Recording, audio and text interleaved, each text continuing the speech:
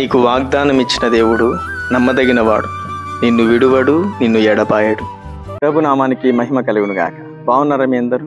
ప్రతి ఉదయమే దేవుని మాటలు ధ్యానిస్తూ ఆయన మాటల ప్రకారం నడుచుటకు మంచి తీర్మానం తీసుకుంటూ ప్రభు మన ఆ మాటల ద్వారా మనల్ని ధైర్యపరుస్తున్నాడు.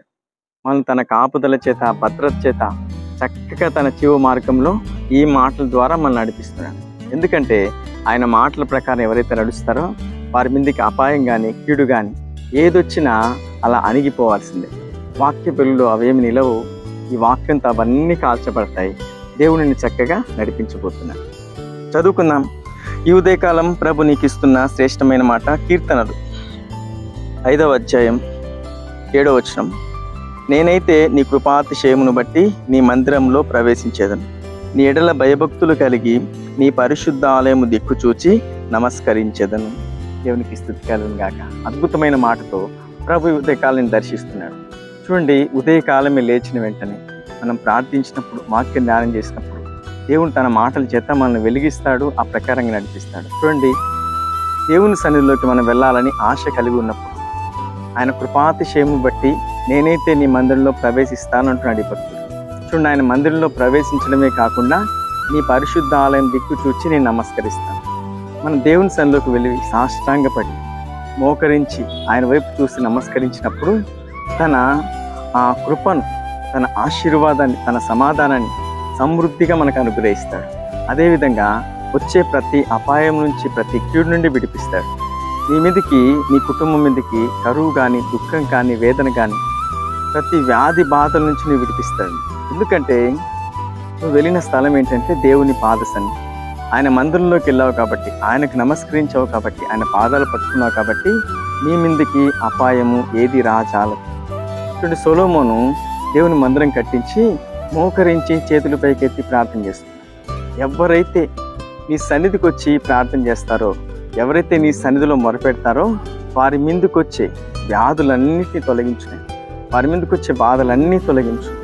ఈ స్థలంలోకి ఎవరైతే వచ్చి నీ వైపు చూసి నీకు నమస్కరిస్తారో వారి ఆటంకాలన్నీ తొలగించు, వారి మీద చీకటి క్రియలన్నీ తీసివేయని అద్భుతమైన ప్రార్థన అక్కడ సొలొమోను చేసినట్టుగా మనం చూస్తున్నాం. ఎక్కడ చేశాడు ఆయన?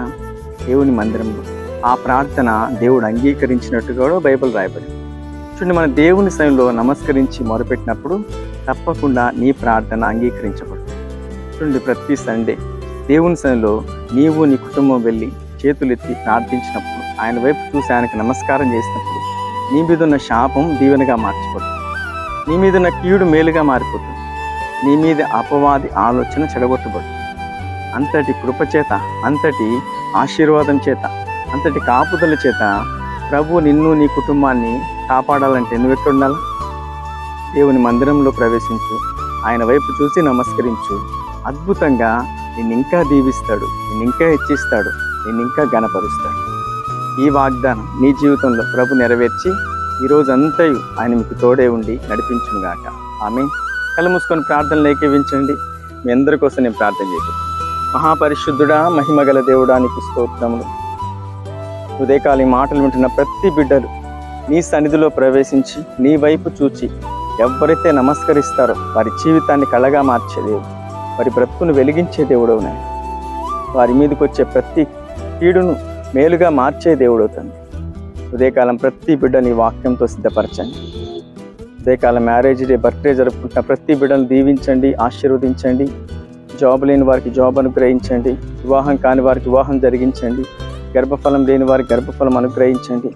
ఎవరైతే చిక్కుల్లో ఉన్నారో, సమస్యలు ఉన్నారో విడుదల కలిగించు. ఏ బంధకంలో ఉన్నారో విడుదల కలిగించు. రక్షణ లేని వారందరికీ రక్షణ కలిగించు. వ్యాధుల్లో, బాధల్లో ఉన్న వారందరికీ నేను స్వస్థత కలిగించు. ప్రతి కుటుంబాన్ని వెలిగించు. నీ సమాధానంతో నింపు, నీ క్షేమంతో నింపు, నీ ఆశీర్వాదంతో నింపు.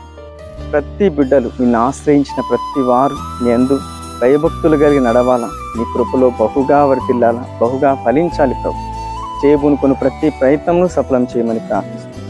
వెళుతూ వస్తున్న ప్రతి మార్గంలో నీ బిడ్డలకు తోడుగా ఉంది.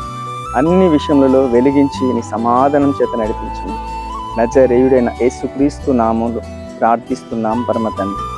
ఆమేన్. వీడియో చూసిన వారందరూ అనేకులకు షేర్ చేయండి, సబ్స్క్రైబ్ చేయండి, లైక్ చేయండి. ఈ ప్రియులందరికీ వాగ్దానం పంపించండి. దేవుడు మిమ్మల్ని ఆశీర్వదించి దీవించుగాక. ఆమేన్.